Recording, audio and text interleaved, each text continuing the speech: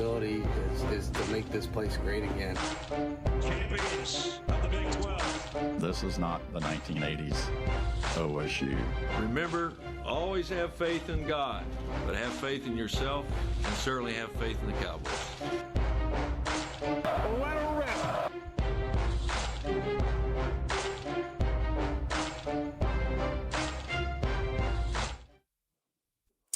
We are back at it. Welcome back to another edition of the Pistols Firing Podcast. I'm Carson Cunningham, joined as always by Colby Powell. Colby, how we doing on this Sunday, man? It is hot outside. It is probably too hot for you to be golfing, I would suspect, unless you teed off very early. How you doing? Doing well. Yeah, I got to play some golf this week, and yeah, we're going to actually get on a plane on Wednesday and fly to the equator to get some cooler temperatures. We're going to Costa Rica, and it's supposed to be about 90 degrees there every day, so it will be much more pleasant in Costa Rica than it is in Oklahoma. So yeah, that'll be a nice little change of pace. Looking forward to that. You'll have to give me some tips on Costa Rica. I think that's kind of, we've been trying to plan a trip there with some friends for a little bit. I think that we were targeting a little later, maybe a year or so. So you have to give me kind of the rundown on what all there is to do there, where you went and all that. So that's fun. It's summer's winding down, man. School's about to start. I am dreading that. I mean, Nora, our oldest, middle school starts at she gets up at 6 a.m. So it's a very early start for me when school is in session. So I'm not really looking forward to that. Let me fix my camera here. I've been working through the tech here. I think I got my internet situation figured out. I've learned, Colby, I'm a very tech savvy person. Like, I know how to use AI, the internet. I've always kind of been a little, what I would feel like, ahead of the curve of my peers. But I think I've reached that age where I'm not as tech savvy as I once was. So I had this Wi-Fi extender when we had all of our issues with you dropping out. It was clearly on my end. It wasn't anything you did. And apparently I wasn't using that extender right, because we were still having issues. You dropped it like the last 10 seconds last episode. I was like, I got to figure this out. So I think I got it rolling. We're live here on YouTube. Thanks for everyone who's tuning in live, and our audio listeners as well. We appreciate you as well. Before we get into anything though, Colby, so hopefully we're knocking on wood that the Wi-Fi stays intact, but before we get into Chris's University Spirit and all the OSU items we have to talk about, we got a basketball game tonight, which kind of snuck up on all of us. We'll discuss that. But I can't tell you how many people texted me after our last show. So last show I discussed, I went to the UFC fights in Oklahoma City. My wife graciously hooked me up with some company tickets. It was fantastic. Really enjoyed it. But as I got there, there was this young 20-something behind us that just explosively vomited down like 3 rows of seats right on the aisle. We were supposed to sit right on the aisle. Unfortunately for the guy behind us, he was kind of a human shield, so we were intact. But I can't tell you how many people texted me this viral video that I think KOCO5, my old employer, put out of these 2 fans who went to the UFC fights. And after I show this, I'll get with one of our friends, let me know who the driver was. But so many people texted me and said, was this the guy behind you? And let's take a look. So if you're watching on YouTube, there's a white pickup truck backing up. It takes them a little second here to get out of the car. Let me see if I can skip ahead here. Well, I don't know if I want to. Yeah, let's skip a little ahead here. There we go. They're getting out of the car, and here's the audio.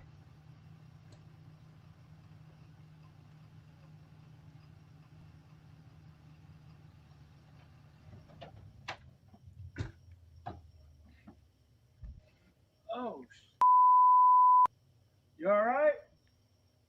Yeah. Hey, Andrew, you got a stray. Open it up. You got someone in the bed of your truck. Open it up. Are you okay? You good? I'm good. You didn't want to knock on the window or nothing? Nope. You want to get an Uber? You got a friend you can call? I got it. You got it. Can you open it up? Open what up? Oh, yeah, tailgate. Yeah. Oh, the tailgate? Yeah. Oh, my God. Holy how did you? You're all the way in Edmond, Oklahoma. Thank you kindly. Not a problem, man. Oh, there you have it. That was not the guy that was behind me, but it wouldn't surprise me if he ended up in a similar position if he didn't get hauled away by the police. But our friend of the show, Seth Duckworth, responded to the tweet that I put that tweet out and said so many people had texted me about it. He said, the driver is Andrew Dixon. He wrestled at OU and is a pretty high-level jiu-jitsu guy. Made the world finals a few years ago. So fortunately for the fella in the back of the pickup truck, he didn't get aggro with the driver or try to fight him just in a drunken stupor, because he would have gotten tied up like a pretzel really quickly. That would have ended very poorly for him. It sounds like he got a free ride to Edmond, which for people who maybe watch it from somewhere else, that's not exactly a close drive. That's about 30 minutes from downtown. Yeah, if he needed to go to Edmond, what a great way to cut out the Uber fee, right? Fall asleep in the back of a truck, and then you're good to go. Yeah, that was a very funny video. Whenever you sent it to me, I got a kick out of it. I can't imagine waking up with somebody in the back of your truck. They all handled it very well. The guys who were in the truck were nice, wanted to make sure he was okay and was able to get where he was going. And the guy was just like, yeah, we're all good. So, yeah, it was well handled by everyone involved, I thought. Yep, definitely. So that was hilarious. Thanks to everyone that texted me about that. I just got a kick out of it every single time. It was funny how they all came in roughly the same time. Everyone kind of saw it at the same time as well. So we are, wait a second. We detected video in your stream. Uh-oh. That's why I cut the countdown short. So my music at the very back end, I got to edit that out. It goes to like the old Hard Knocks theme from HBO, and every time that's played, the video has been taken down. So if you're watching this live, you're going to get a treat. This will be the only time this show sees the light of day, more than likely, unfortunately. But audio listeners, you're all good. But without further ado, thanks to Chris's University Spirit for sponsoring the podcast. As always, all day, every day, they offer free standard shipping on orders over $75. You can find them at 244 South Knobloch Street there in Stillwater. You know where they're at. And again, football season rapidly approaching. Summer is winding down. We're going to have fall camp to break down soon. A lot of talk about the Cowboys and Drew Mestemaker coming out of Big 12 Media Days. So you're going to want to be togged up and ready for football season. You're going to want to make Boone Pickens Stadium as loud and as tough of an environment as humanly possible, which we're going to discuss as well on the show. So we appreciate Chris's University Spirit, your one-stop Cowboy shop, for sponsoring the podcast. All right, Colby. So this kind of snuck up on me. I'm sure it snuck up on a lot of people. You're not exactly expecting college basketball in late July going into early August, but that's exactly what we have. So Oklahoma State men's basketball is currently in Puerto Rico. They're getting ready for a game tonight at 7 o'clock against Puerto Rico Fuerza. Again, it's on at 7 o'clock on something called Baller TV. That's a network that typically shows, I believe, like high school hoops, AAU hoops, things like that. And Oklahoma State has partnered with them to broadcast these games. You can tune in live tonight at 7 o'clock. And then they also play Monday against the same team, Puerto Rico Fuerza. And then on Wednesday, they play the LBP All-Stars there in Puerto Rico. And it's kind of a fun trip. They get to, I've been seeing some paddle boarding and things like that. So it's kind of crept up on us, Colby. Nice little trip for the Cowboys. You get to go out of the country to Puerto Rico. You're going to Costa Rica. They're not going to be too far away from you there. You know, it's a good time. And we'll have to see what the new team looks like, which we'll discuss as well. Yeah, no doubt. This is going to be great. It definitely snuck up on me. This is just the 4 hours. This is happening tonight. So, yeah, I'm looking forward to seeing what they look like. And Coach Lutz talked about going down there, and basically these guys have been playing. They get eliminated from their playoffs, and Coach Lutz said basically what we do is we pay more money to get those guys to stick around. So instead of playing, a lot of times you'll go over there and you'll just play whoever's in the country that is a professional, and they'll just kind of throw them all together. They'll have an actual team they're playing against. The coach of that team will coach the team. So it should be good competition, at least 2 out of the 3 games, he said, which will be tonight and tomorrow. So, yeah, Sunday, Monday, there should be some good basketball played down there, and a chance to I don't think that you're going in on July 26th hoping to learn a lot about Oklahoma State's team, but just see them in action, see the new faces, see what they look like out there together, see if anybody's shooting the ball well. Like, yeah, I'm excited to turn it on this evening and just see what it looks like. We're in a part of the sports calendar, Carson, where we are just so craved for live sports. I'm all in for Oklahoma State versus Puerto Freza. Like, this is going to be great. Did I say that right? Puerto Rico Freza. So yeah, I'm all in. Fuerza. Yes. I'm all in Puerto on Rico Fuerza. July basketball, and I guess the NCAA allows like 10 extra practices if you have a summer foreign travel thing going on with your team. So Steve Lutz described it as Christmas in July, like just being able to get everybody together, get all these additional practices, the team bonding in Puerto Rico, like you said, out on the water and stuff, I'm sure is invaluable. Like, I think that this is an important trip, especially whenever you're bringing in so many new guys, whether that be transfers or the freshmen that are coming in. I think the team bonding, all the additional practices, I think this gives them a better chance to kind of know each other and feel good coming into the fall and hit the ground running come November. Yeah, I mean, I think, look, where I'm at with OSU basketball is it's not quite it's not the same as football. I think football, I kind of know what they have with quarterback and offense and all those things that we've talked so much about. My stream health is rapidly not going well. So this clearly have some things to learn here on my tech boarding. But when it comes to the basketball team, I'm in so much more of a wait and see mindset because, again, I heard all offseason last year how much better they were going to be, all this talent they got in the portal, people that follow the sport even closer than I do were just fired up, and they were terrible. Now, they won more games than they won the year before under Steve Lutz. They went from 17 wins to 20. Hopefully they can get to 25 to 30 this year and keep that climbing that ladder. That's something we saw early in Mike Gundy's tenure. I think one of the hallmarks of the early Mike Gundy tenure was every single season they won more games. From his first season to like his third, fourth, fifth, you could just see him figuring it out and figuring out roster building in real time. So that's my hope, is that we see that with Steve Lutz and this basketball team, but I'm not going to come out here and say that we will. It's kind of a wait and see approach for me, but Jeff Goodman is one of the more prominent basketball voices in the college basketball space. He was asked about, or he brought this up about Oklahoma State. I think it's pretty interesting. Take a listen. Well, hang on a second. All right, Goodman, the most underrated team in this conference. I think I like Oklahoma State. That was mine. Yeah, geez. I do. I just think most people are going to pick them, I don't know, towards probably the bottom of the league, or towards the bottom of the league. And already you've got the kid Kashinat, who's eligible at this point, thanks to a judge. They got the Clary back. Just so people know, it is currently Monday, July 13th at 11:27 a.m. Eastern time as we are recording this. And by the time this airs, that status might change 2, 3, 4, maybe 5 more times. You don't know. But as of this moment, Kashinat is eligible, and he might be the best athlete that we have in college basketball this year. He's a freak. Yeah, and he got a big from Georgetown, the kid. Mm-hmm. I'm not going to pronounce his last name because I butchered it last week, but I'm going to call him Orange Julius from now on, just to make sure I don't butcher it. Jordan Burks coming over from UCF, like Latrell Allman, who we saw in the summer, and is like a top 20-ish, I think, freshman in the country. Yeah, like I like their team, and Lutz can coach, and he's finally got. I don't want to say finally. I mean, he did a great job, obviously, at the mid-major level, Texas A&M Corpus Christi. But I think he's finally got the money in Stillwater to be able to kind of compete. Like, he's probably got similar money to Kansas this year, Norm. So I think Oklahoma State's that team that people just aren't going to give enough respect to in the preseason, and I think they're going to surprise some people. Yeah, I think they make a tournament. They really, really like Kanye Clary.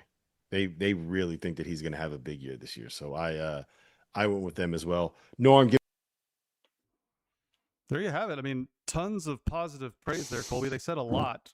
There's a lot to like. And so that type of talk, like I just mentioned, like I'm in wait and see mode, but when respected voices who cover this thing day in, day out have that level of praise, not only the praise for Kanye Clary and Allman, the recruit coming in, the McDonald's All-American, but the thing that stuck out to me most, first off, Colby, was stating that Oklahoma State has as much money as Kansas when it comes to NIL. I mean, that tells you that they've built a very expensive roster and one that you would think would lead to a lot of wins.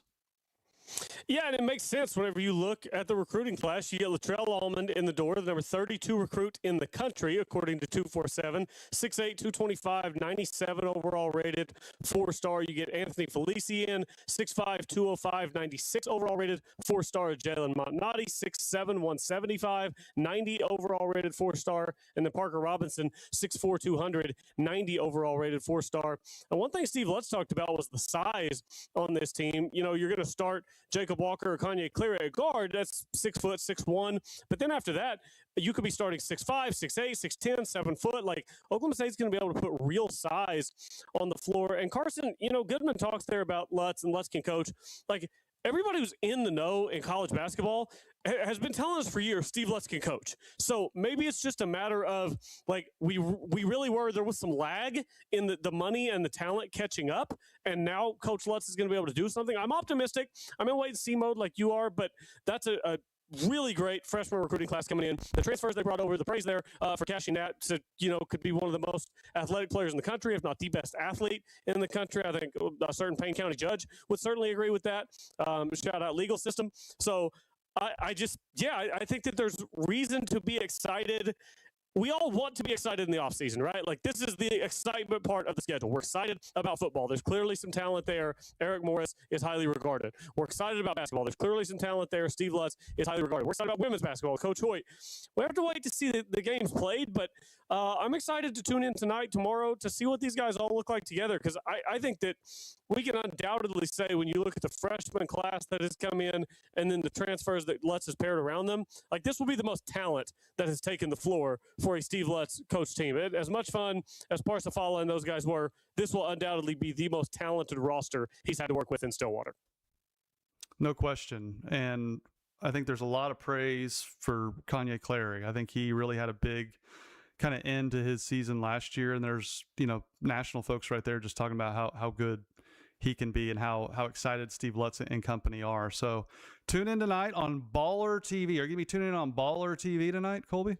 I mean, that's where I'm going. If you're looking for it, by the way, you can go to pistolsfiringblog.com, and there's it was 4 days ago, Tyler Waldrop posted Oklahoma State, hoping to use Puerto Rico trip to springboard Cowboys ahead of schedule, and there's a link down there to watch Game 1, Game 2, and Game 3. There's links to those in the story on pfp.com. So whether you're watching this live, if you are, great, you can go find that. Even if you're listening to it here in the next couple of days, then you can still go find that on the website and check it out. So, I'm excited to see what they look like, just see what the starting five is.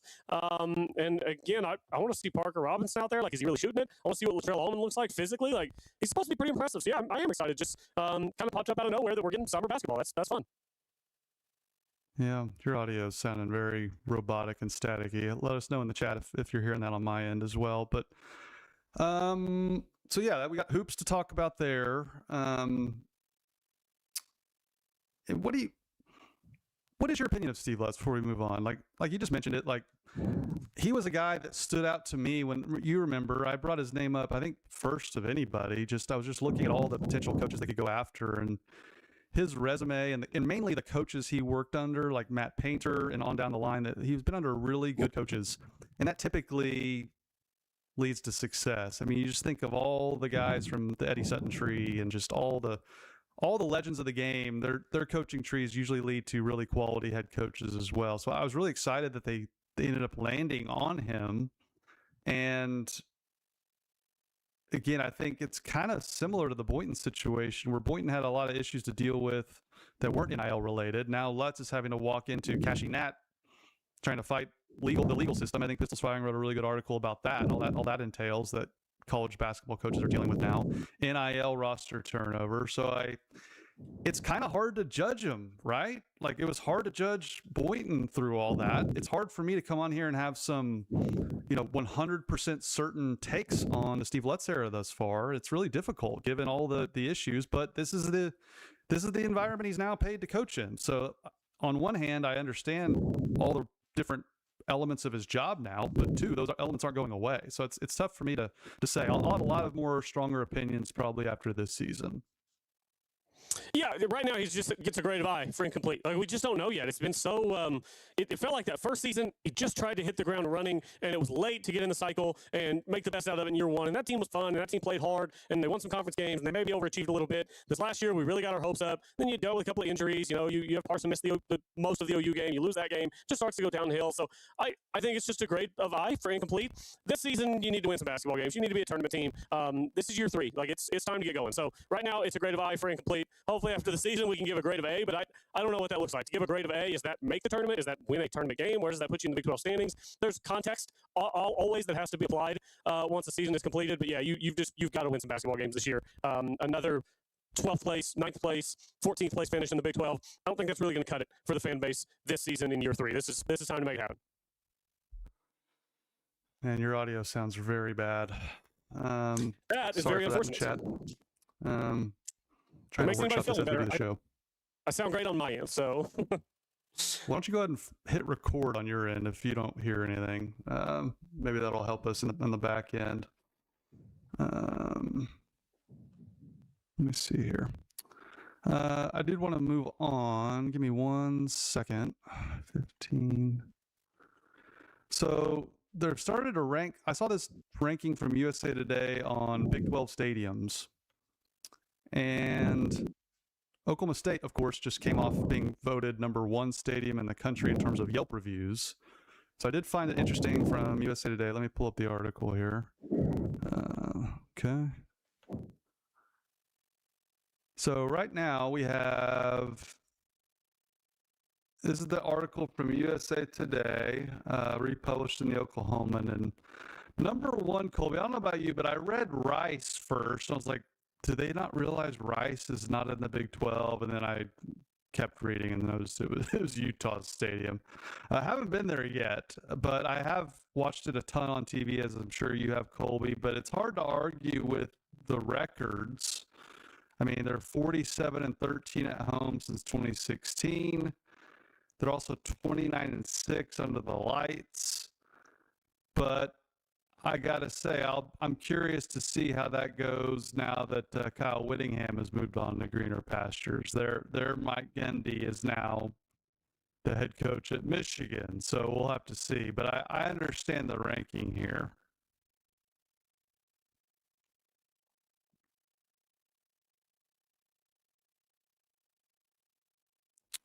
And I can't hear Colby, so let me try to fix that. You're back now. Oh, Carson can't hear me. Okay. Yeah, no, I was just saying I'm fine with Utah at 1. I don't know if it's I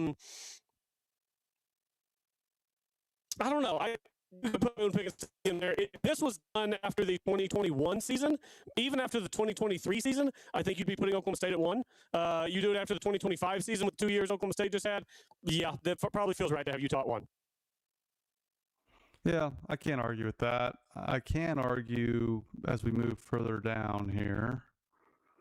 Let's see if I can move your mic over here so we can just talk as we go. Apologies to the audio listeners here. Let me put Colby's mic in here.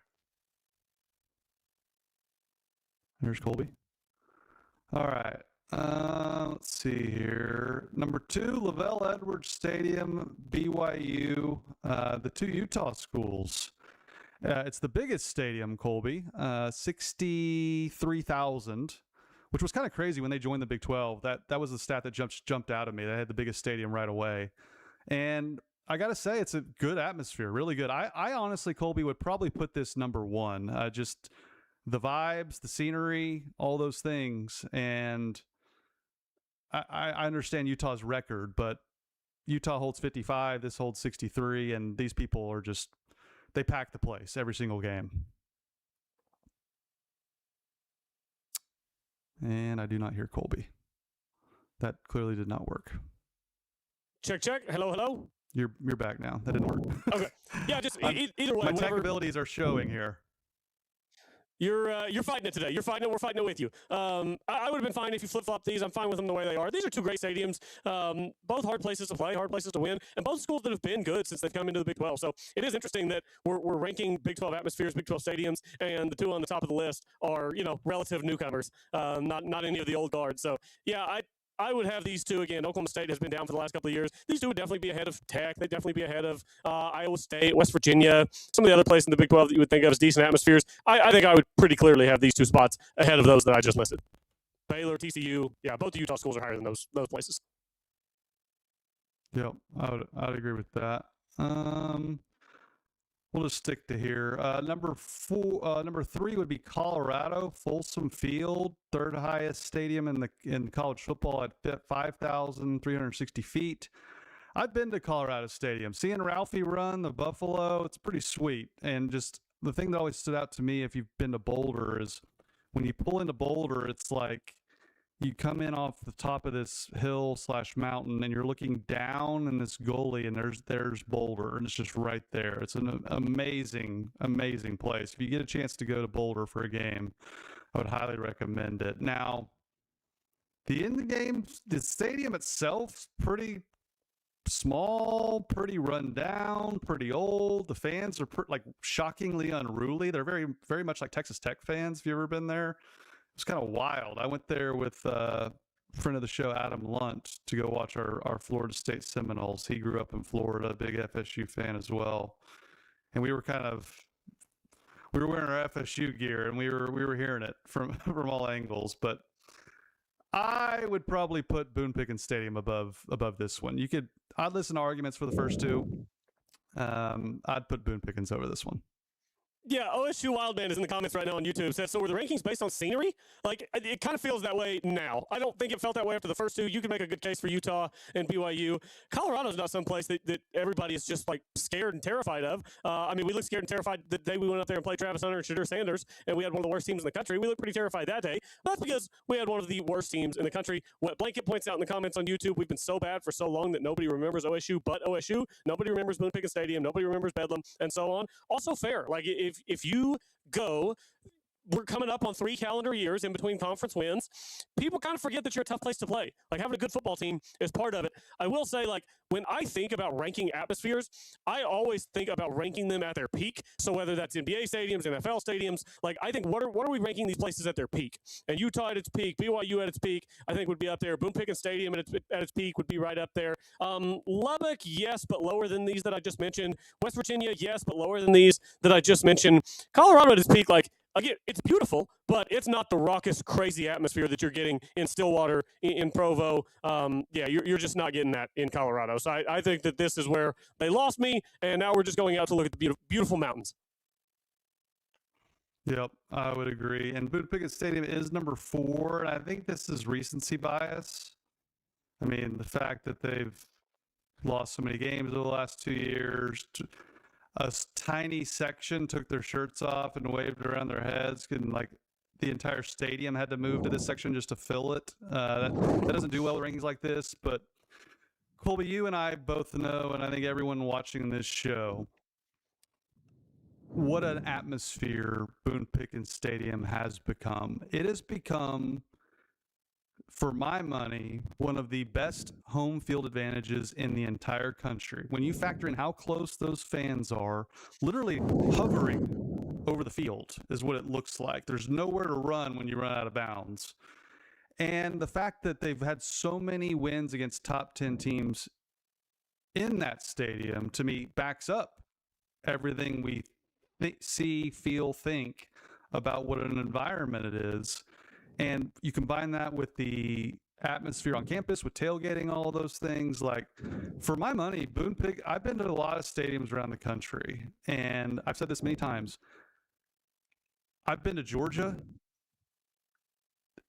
SEC tailgating, Athens. It's always voted amongst the best places to go. OSU's right there. It's very little difference. There's probably more people, but it's same vibe, same exact scenery and vibe, and it doesn't blow OSU out of the water. In fact, I'd say OSU's on par, if not a little better, with how close the bar scene is right there to campus as well. So for my money, I'd put OSU higher on this list. I would probably put BYU 1, and I would probably put Oklahoma State 2, just because of the sellouts at BYU. It's a bigger stadium.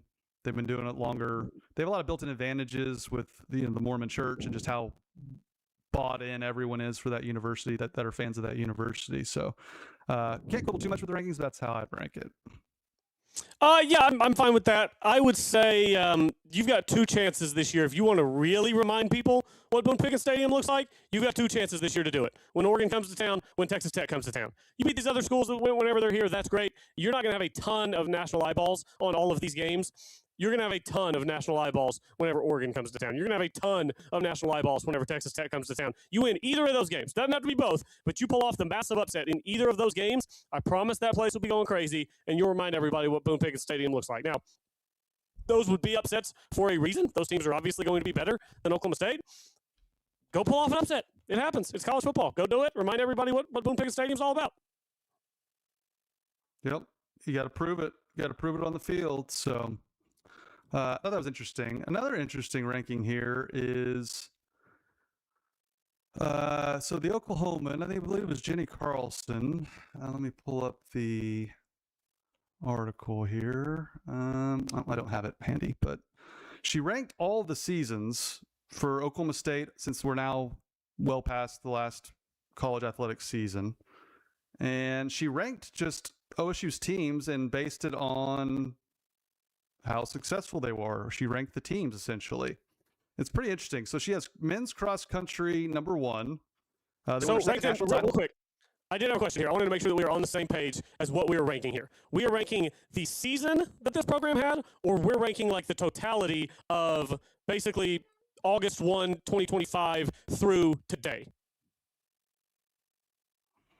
I think we're ranking the seasons, right? Because, I mean, of course you're going to put football and basketball. I mean, I guess they played terribly, but you know what I mean? I think there's some inherent bias there if you're not judging it based on their seasons as a whole. She said, Jenny Carlson, the Oklahoman, she said she's going to rank them based on, she's just ranking the programs. So I think that's actually a fair way to do it, ranking the programs where they're in their current state, not just their seasons at hand. So I think that's a fair way to do it. And number 1, I think it's hard to argue with. Men's cross country, they won their second national title in 3 years and 6th overall. Cross country is not a major sport. We would talk more about it if there was a ton of fan interest involved. So I think sometimes we overlook just how successful cross country's been. They've won 6 national titles, Colby, and 2 in the last 3 years. Tough to rank anyone else one over that as far as winning championships. Yeah, it's absurd how good they've been. It's one of those things where, you're one of the smaller sports. You're not going to get the coverage that football gets, the basketball gets, even baseball, golf, some of these other sports. We don't know the ins and outs of cross country the way we do these other programs, but they still deserve a massive amount of credit for what they've accomplished. They've been great. So, yeah, number 1. Yep. Wrestling, number 2. They finished national runner-up, as we know, with David Taylor and company. And then, of course, it was just awesome to see the guys win individual national championships, all 3 freshmen, Sergio Vega, Landon Robideau, and Jax Forrest. They kind of maxed it out last year. They really did max out what they had in their roster. And, of course, they have a ton of talent coming in. But the decision to take off Jax Forrest's red shirt proved to be a great one for him. He wins an individual national title. I think you could argue, should they wait and all those things to try and really push for, national titles next season. But all in all, you can't. David Taylor hasn't put a foot wrong since becoming the coach. He's been an absolute smash grand slam hire. Yeah, no doubt. Wrestling's in a great place. Pulling the red shirt of Jax Forrest was big for him, for the team's success this year. I think it was also big for the fan base. You already had the momentum of the Wyatt Hendrickson pin takedown moment, whatever you want to call it, and then getting the Jax Forrest stuff on the heels of that, it was just great for the wrestling fan base. Wrestling is in a great place. That's where Gallagher gets rocking, is with wrestling. Yep, absolutely. Number 3, men's golf. I mean, disappointing they didn't win a national championship, but it's their 59th top 5 finish at nationals. Preston Stout, of course, winning the individual national championship. I guess you could make the same argument I just made for wrestling, really. I mean, they kind of maxed out their Stout wins the individual title, but I do think some other guys didn't quite step up on the stroke play, and they were forced to be on the same bracket side as Auburn. They were probably the second best team in the country, though. So I think that's obviously an amazing season and definitely worthy of number 3. Yeah, the match play determines where you finish, obviously, and they finished in that T3, T4, whatever you want to call it. But they might have been the second best team behind Auburn. Auburn was clearly heads and tails above everybody. They were better in the stroke play. They were better in the match play. They dominated everybody. Jackson Coyven is on the verge of winning a PGA Tour event as we speak. He's got a 3-shot lead with 5 holes to play over Scotty Scheffler's. Like that team was absolutely loaded. You can't win them all. Oklahoma State won it last year. It's Auburn barely made it this year. Golf's it's a fickle sport. You have good days, you have bad days, and Oklahoma State golf, he's in a great position, bringing guys back again. Preston Stout doing his thing. So yeah, everybody knows how we feel about the Oklahoma State men's golf program. They're a lot of fun, and I think they're going to continue to be a lot of fun because Bratton's just got it back rolling again. It's a machine. It really is. It's a machine. Yep, he's got them rolling again. That's for sure. Let's see here.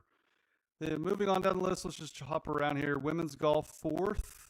You were really high on the women's golf program going into national championships. They advanced to match play quarterfinals. First time they had made match play in 6 years. That's kind of crazy to think about. I mean, we focus so much on the men's side with golf and how the coaches are doing and how they're recruiting and all those things, but the women's golf team had fallen off quite a bit, and they bounced back in a big way.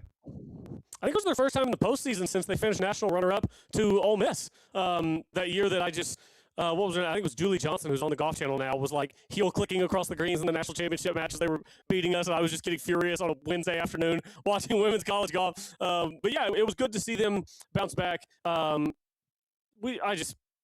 I'm a golf guy. You're a golf guy. I've got Swinging Pete on my hat right now. I really want both of those programs to be successful year in, year out. The dream is that 14, 15 years from now, I'm driving up to Stillwater to watch my daughter play. Like that's the dream, is that Oklahoma State recruits my daughter to play golf and she's able to go up there. Who knows if she'll be that good or if she'll want that. But yeah, that's the dream. So I root for both of those programs to be incredibly strong every single year. Yeah, your audio sounds horrendous. Sorry to everyone that's watching this. I thought it got better. Figure that out. No, it's been pretty terrible throughout. Apologies to everyone that's watching live on YouTube and our audio. I hope this doesn't trickle into the audio listeners as well. But let's just go quickly down the list here. Softball 5th, women's basketball 6th, baseball 7th, equestrian, women's cross country, men's basketball T10 with men's track, women's track, soccer, football T14, tied with men's tennis T14, and women's tennis taking up the cellar. Somehow football was not the last ranked team on these rankings. So women's tennis failed to make the postseason after they forfeited the final 5 matches of the season. Of the 9 players on the roster, 3 had long-term injuries, while another 3 became sidelined by injuries, leaving them without enough players to compete. That's a season from hell, if I've ever heard one. Yeah, no kidding. That's brutal. That's absolutely brutal. For football to not bring up the rear, something went very bad somewhere else. And yeah, that sounds awful. So football, I still, with it being the moneymaker and everything, you could still argue that the leader failed in such an epic fashion that they should still reserve the right to last place on that list. But yeah, I get it. So that was just a fun off-season content from Jenny Carlson. That was good stuff. All right. Viewer question time. Thanks anyone who's sticking in this chat. I just am so thankful for you. You're tremendous. You love Pistols Firing Podcast, and we love you. So ask me literally anything in the chat. Ask Colby literally anything, and we'll try to answer it as best we can within reason. I can't answer anything. Can't give you my social security number or anything. If I don't want to answer it, I can just pretend that my audio is terrible. Well, it's pretty much what it sounds like. So we did have an Oklahoma State themed question up here from Cowboy CNRA 2811. Obviously a different situation than that of Sorsby, but how do we feel about the 2 lawsuits from our basketball players seeking eligibility? Is it justified? I think under the current system and the way college sports are operating, yes. In a perfect world, we can do away with all these lawsuits and all these injunctions. The NCAA, it's just, they're having a hard time enforcing rules right now whenever state judges can come in. And we found out the other day that they're not going to vote on the the big college sports bill before college football starts this season. So I think we're just going to be living in this gray area a bit longer, and it's kind of brutal to not know, for the players to not know, for the coaches to not know. And I mean, I think I said this a few weeks ago. When we get to a place in college sports where I never have to hear the word injunction again, that's going to be fantastic. Yeah, I mean, who knows? I don't like everyone having to go to court to battle for eligibility. Like, there needs to be hard and fast rules established by somebody. And that's kind of the issue. There isn't any rules currently. And so I don't know the ins and outs of this case. I'm sure he has a good case, and I hope it works out for him. But we just now, I'm about to pull my gunny. We live in a society today that if something doesn't go your way, you lawyer up and you file something to get your way. And so for me, I don't like that. I don't like that the way things have gone with college. The college athletics that I knew, that everyone knew, are gone. This is semi-pro is what this is. And so they need to have a union for players, and the schools need to have some sort of collective bargaining agreement with the players. It's the only way this is going to work. If guys are getting paid to play, there's too much money at stake. So of course everyone's going to file lawsuits. They're preventing them from making their livelihood. So I see it both ways. I'm just kind of tired of all the court cases, to be honest with you. Yeah, it's exhausting. It's absolutely exhausting. OSU Wildman in the chat says floor and ceiling for the football team, realistically, and what would be the worst acceptable results? Like, it goes poorly, but it's an acceptable result. I mean, I think the floor is like the absolute floor. 4-8 is probably the absolute floor. I'd say a more realistic floor is probably going to be 5-7. And I think a realistic ceiling is 10-2. Anything that, and I think you're getting a little crazy in one direction or the other. Worst acceptable results probably 6-6. You bring all this talent in and you go sub 500 in year one, and there's going to be a lot less Eric Morris excitement come year two. So I think the worst acceptable result is 6-6. Yeah, I mean, I think you gotta. It's difficult, right? It's his first season. You want to give him some time here before you say a season's unacceptable. But on the same hand, you're bringing in the nation's leading passer. You spent all this money to bring in all your team from North Texas. If you don't have a team on par with last year's North Texas team, given all the resources you have at Oklahoma State to recruit elsewhere on the roster, 6-6 would be a pretty big disappointment. I think if you were talking in the offices of Chad Weiberg and all the boosters that are fronting a lot of money, I think 6-6 would be completely unacceptable. I would think 7-5 would be acceptable. I would think 8-4 is kind of the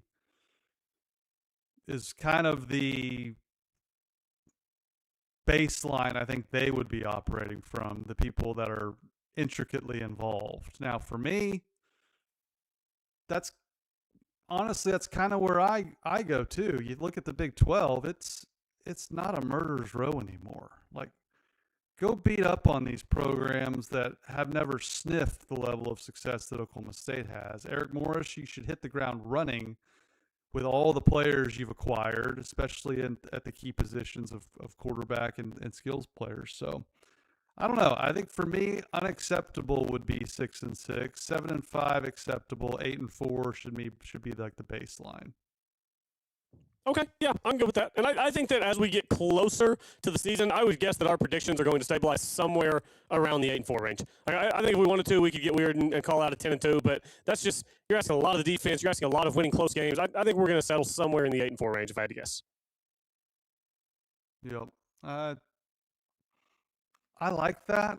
I think I might be settling around 9-3. I really think they're going to be good this year, based on everything I've seen and heard and all those things. And again, I'm not that impressed with the Big 12. I mean, think about this. Like, I brought this up last year, and it's worth repeating. Texas Tech became the first team in Big 12 history to win every conference game by at least 2 touchdowns. And that's a credit to the program they've built with NIL. But I think that also speaks to the quality of the Big 12 that we currently live in. OSU certainly did their part to help those metrics and numbers, but even the best teams in the Big 12 couldn't get within 2 touchdowns of them. And I think that really speaks to the overall quality of the league. I think it speaks to how ripe they are for the picking when it comes to Eric Morris really coming in here and surprising some people. Because I kind of think they're going to light some people up, Colby. Sure, they're going to give up points. I think we're going to see old school OSU under Mike. We're going to see Gundy ball from the early days with Dez and Zach, where you're just going to go out and outscore people. The Mason Rudolph down in Lubbock and with James Washington throwing it over their heads 10 times for 60 points. I think that's what we're going to see. And I want to see Eric Morris just run it up on people and say, oh, you think we're just going to go away? You think because we won like 2 games in 2 years, we're just done? That ain't going to happen. And I can't wait. I hope Eric Morris just steps on people's throats and runs the score up. And if they want to cry about it, we don't care. We don't care. Yeah, I'm so in for old school Gundy ball, beat people 47-42. I'm so in for all that. J-Rod says, if OSU shocks the world and pulls off the upset against Oregon, how much of your mind would you lose? I would say pretty much all of it. Like if Oklahoma State beats Oregon, I'm going to say unreasonable things on the emergency pod that we're going to have after that. Like I won't even pretend to be reasonable if Oklahoma State beats Oregon. I would have to really go through the history books to find a bigger win as far as the national conversation is concerned.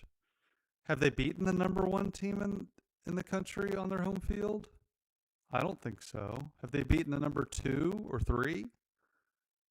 Well, what was OU ranked? What was OU ranked in 01? Was it 01? Yeah, I mean, they were going to be in the national championship game in 01, so they were probably 1, 2, or 3 that year. That's a good call. 02, I don't believe they were as highly ranked because I think Jason White got hurt. That might have been the Nate Hibble year. So it's difficult. They beat Baylor, the big Baylor win in 2013. Baylor was up there. Where were they? Yep. They might have been 6th in the country then. But no, I think that is a win. If they were to beat Oregon, that immediately vaults into one of the if not the biggest wins in school history. There's some extra ramifications because you announced to the entire country that OSU football's back. Without a doubt. You beat Oregon on your home field. There's no more of this talk of, well, Mike Gundy didn't do this, that, Eric Morris, we don't know much. Like, all that talk ceases, and it becomes a question, Colby, of can this team not only make the playoff, but can they make a run? Because if you beat Oregon, you can beat anybody. Now, granted, it's on your home field, but still, I think that would be worthy of everyone losing their minds. Carson, I think a fun hypothetical is, let's just say, for the sake of argument, that game's tied with 5 minutes left. Mike Gundy's sitting at home. He's watching this game on his TV. Who's he rooting for? Who's he rooting for? I mean, he's probably rooting for Oklahoma State, right?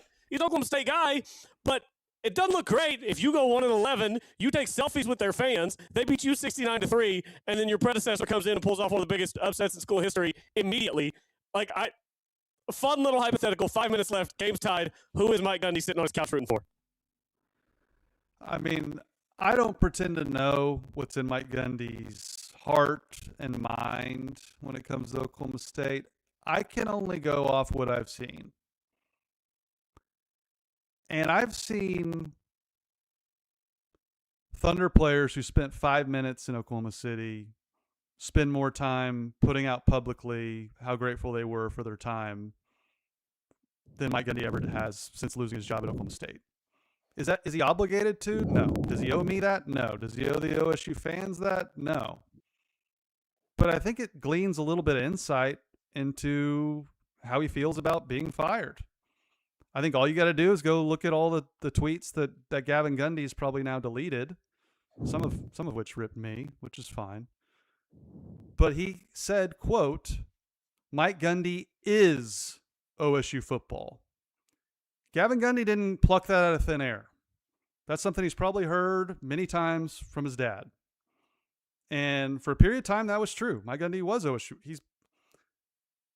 That doesn't mean OSU ceases to exist without Mike Gundy, because that's the attitude I'm sensing from Gavin Gundy And from Mike Gundy's silence, I feel like he might be a little bitter. I don't know. I can only go off what's been put out there publicly, which is another reason for Mike to come out and say whatever he wants to say about what happened. He's been radio silent. Bill Haston wrote a really good article a few weeks ago. Couldn't get Mike to talk or do an interview. Bill's interviewed the guy more than anyone on planet Earth. And if Bill's not able to get an interview and get him to open up about how if he felt great and said, hey, I'm rooting for OSU, like he would probably come out and say that, right? So I don't know if he'd be actively pulling against Oklahoma State to answer your question, but I do think there would be a part of him hoping, like, see, I was the missing link. I am OSU football. I hope that's not true, but again, I can only go off the evidence. I will agree with you that he certainly doesn't know you or I anything. He doesn't know talking heads in the media anything at all. I disagree that he doesn't know the fans anything. I think he owes the fans something, and he hasn't given it to him yet. But at some point, I do think he owes the fans something. Like, there were a lot of people who defended him like he was family through good and bad times for 20 years. And, so, no, he doesn't know us anything, but I disagree that he doesn't know the fan base anything. I think he owes the fan base some sort of statement, some sort of something to acknowledge the 20 years that we all spent together.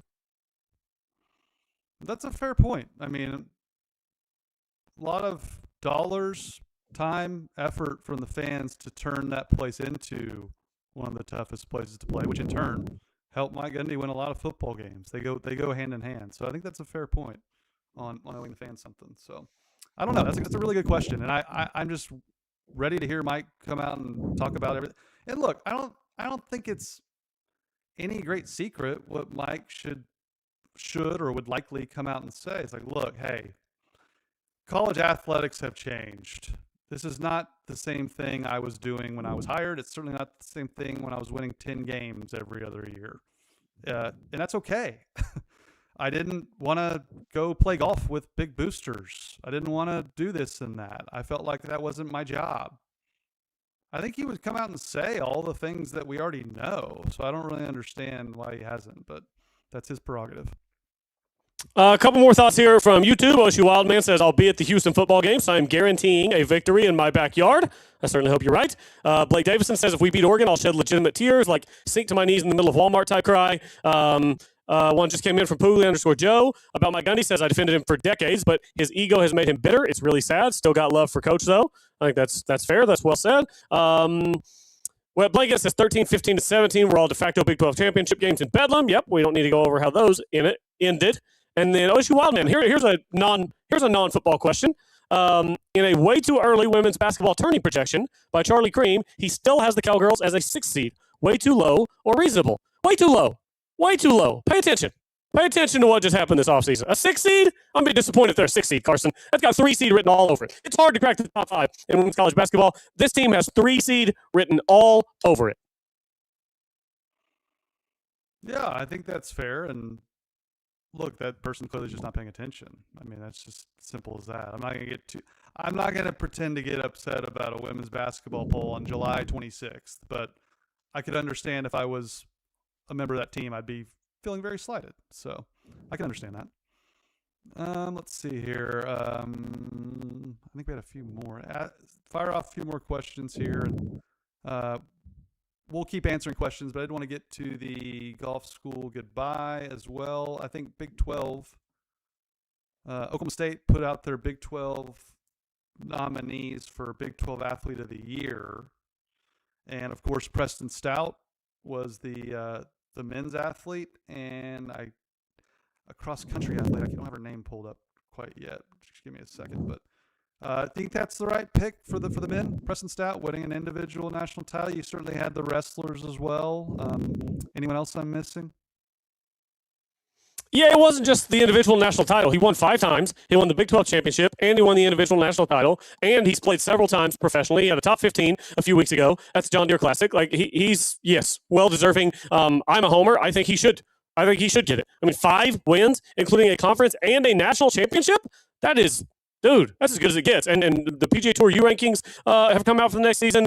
I mean, he's got a massive lead at number 1. Like, yeah, Preston Stout's the real deal. I was bummed to see this week in Minnesota, again, Jackson Coyven looks like he's on his way to his first championship, PGA Tour victory, which, by the way, Carson, in our one-and-done pool this week, I picked me a little Jackson Coyven. Me and one other guy who I actually know personally texted me on Thursday morning and said, wow, we gave Coyven the kiss of death. We both picked him this week, and we were the only ones. But it turns out he's going to win the golf tournament, so I feel pretty good about that.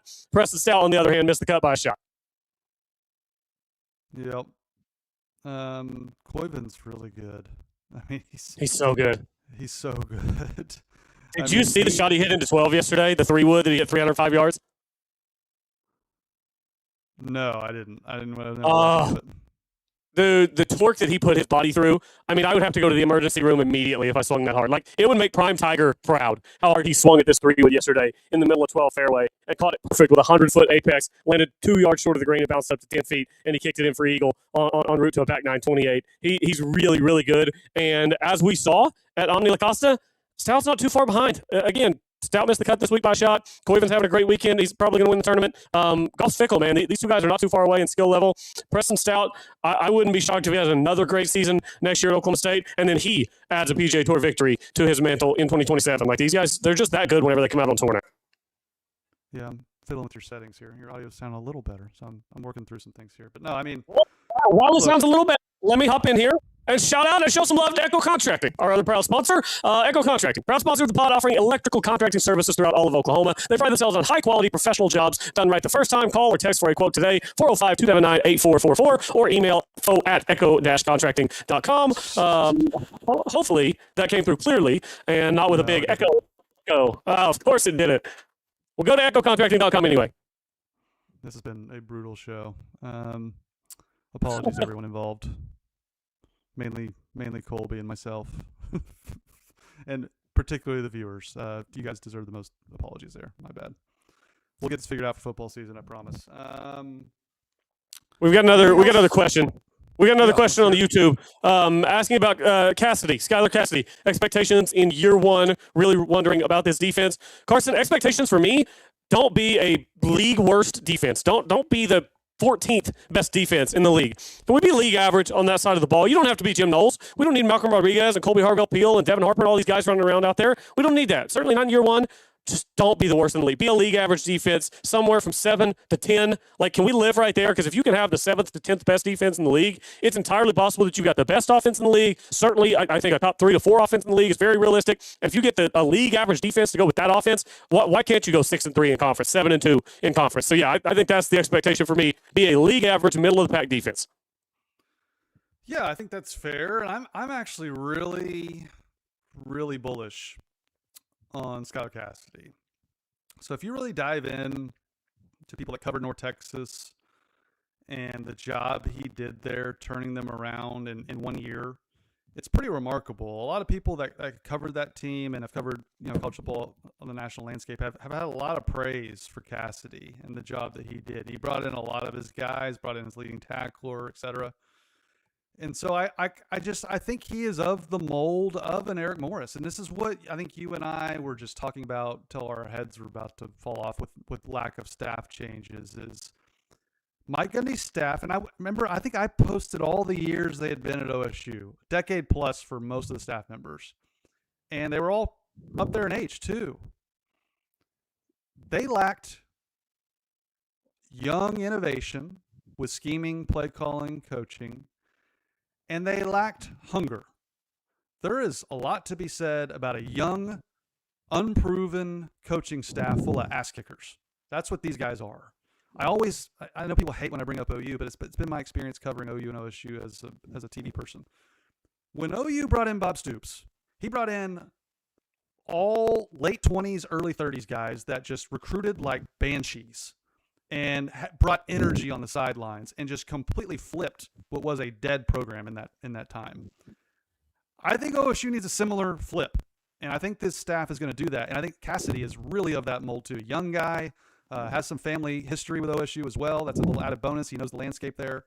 And I just think he really knows what he's doing based on the people that have way more insight into his past. And he did the same thing. They brought in a lot of the Sam Houston staff to North Texas, flipped that in year one. I expect him to do the same thing here in year one at Oklahoma State. I really do. Now, whether that's middle pack or upper echelon, I don't know, but I expect it to be in that range, which I think would be a remarkable turnaround. Yeah, it would be a remarkable turnaround from where they've been. And people speak very highly of Skylar Cassidy. It's just there's a level to complementary football. There's a level to having an explosive offense that I think makes it a little harder on the defensive side of the ball. And we've just seen so many times in Oklahoma State when the offense is good, the defense is not. I'm so programmed to think that way because it is harder to just have really good defensive metrics, really good numbers whenever, your offense scores fast. If Oklahoma State has a game where they put up 500 yards and 50 points, I think it's reasonable to expect that the defense is going to give up 400 yards and 30 points if that's a higher scoring, faster paced game. So those two things go hand in hand, but that doesn't mean that your defense can't be good if you're still doing those things. So I'm absolutely willing to give Skylar Cassidy the benefit of the doubt walking in the door that, like you said, he's a young, hungry, ass kicker type coach who's going to go out and has something to prove. I think that does have some value. I would say with Oklahoma State's defense, I'm in the same place I am with Oklahoma State's men's basketball team. Let's wait and see. I'll give them the benefit of the doubt, but I'm not ready to declare that it's going to be a good defense this season. I'm going to need to see it. Yeah, I think we need to see it just with 80 new players or whatever it was. I mean, it's going to be a wait and see. But I really like the things I've heard about Cassidy, and I think he's going to do a good job. And I frankly, I trust Eric Morris. Like he brought in, like, Eric Morris realizing the job that Cassidy was doing at Sam Houston and just bringing that entire staff to North Texas is brilliant.